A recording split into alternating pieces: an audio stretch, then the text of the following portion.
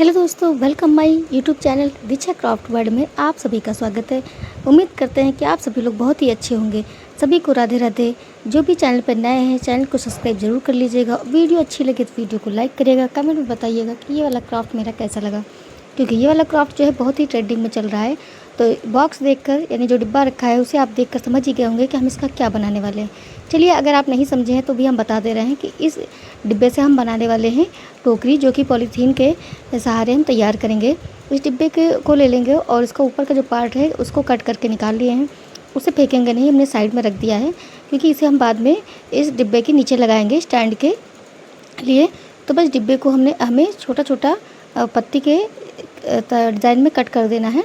आप चाहें तो इसे इंच टेप से नाप लीजिए, पर मैंने ऐसा नहीं किया है क्योंकि मुझे लगा कि ये ज़रूरी नहीं है। तो बस मैंने इसको ऊपर से लगा के नीचे तक काट लेना है। आपको बस एक ही शेप में काटना है ताकि आपको छोटा बड़ा ना दिखे, ना ही चौड़ा कम दिखे और ना ही ज़्यादा दिखे।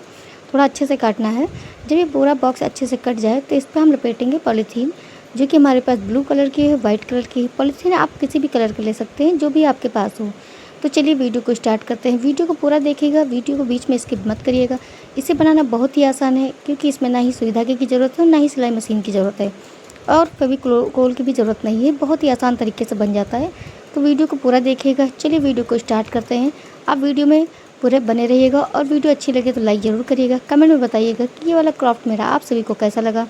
तो देखिए, वीडियो को आपको पूरा देखना है, बीच में बिल्कुल भी स्किप नहीं करना है।